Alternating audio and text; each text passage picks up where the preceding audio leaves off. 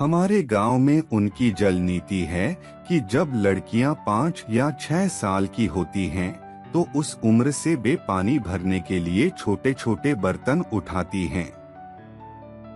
ये शब्द हैं मध्य प्रदेश राज्य के एक 19 वर्षीय लड़के के, जिसने अपने गांव अगरवा की सैकड़ों महिलाओं के साथ मिलकर एक पहाड़ काटकर पानी के लिए 107 मीटर लंबी नहर बनाई।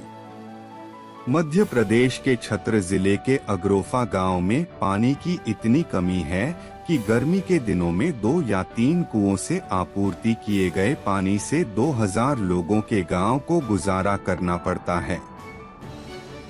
बेटिया ने कहा कि तुम आओ तो हमारे गांव में घंटों खड़े रहकर पानी देख सकते हो। पानी जीवित रहने के बाद उपलब्ध होता है और पानी की कमी के कारण बारिश के पानी को बर्दाश्त नहीं कर सकता, जबकि जानवरों को भी पानी की जरूरत होती है। यह सर्वविदित है कि कभी कभी परिस्थितियां गपशप से हिंसा तक बढ़ जाती हैं। भारत में अन्य लोग जल संकट का सामना कर रहे हैं। गांवों की तरह अगरोथा में भी महिलाओं को पानी के कारण घरेलू हिंसा का सामना करना पड़ता है।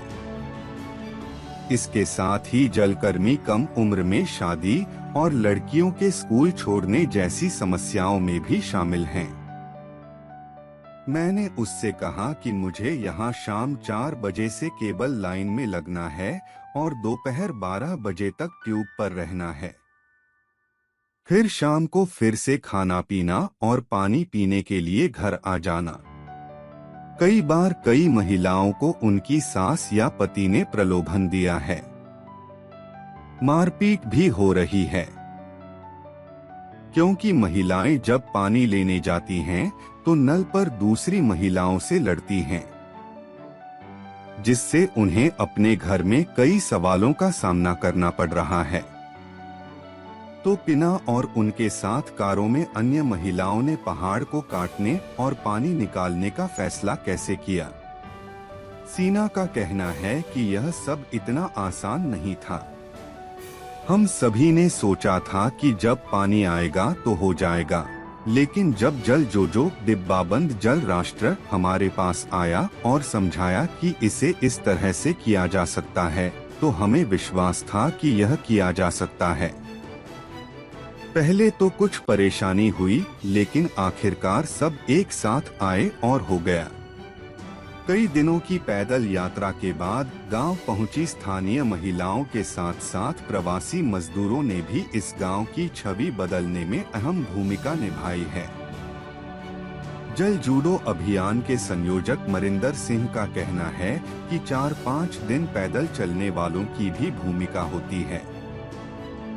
वह अपने गांव पहुंच गया था।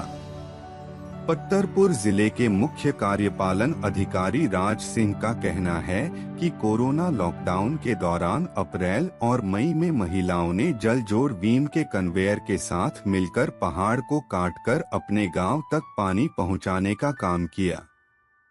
हम इन लोगों को मार डालेंगे। उन्हें सरकारी रोजगार योजना के तहत श्रमिकों की मजदूरी का भुगतान करना था, लेकिन इन लोगों ने अपने दम पर ऐसा किया। इसके लिए हम उन्हें शुभकामनाएं देते हैं। अगरोथा गांव की पृष्ठभूमि पर नजर डालें तो इसका ज्यादातर हिस्सा पहाड़ी है।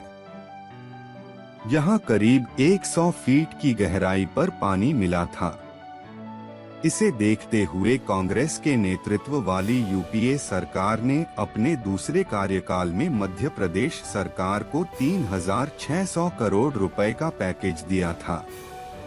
इस पैकेज के तहत जलमग्न से संबंधित सभी योजनाओं को मिला दिया गया है। अनबीदार का कहना है कि बंदन कुंडी के तहत इस गांव में 40 एकड़ जंगल में एक तालाब बनाया गया था, लेकिन इस तालाब में पानी आने का कोई रास्ता नहीं था, जबकि वन क्षेत्र का एक बड़ा हिस्सा बांध नदी से बह गया। अब सवाल यह था कि क्या इस तरह जंगल का पानी इस तालाब में लाया जा सकता है, लेकिन यह आसान काम नहीं था।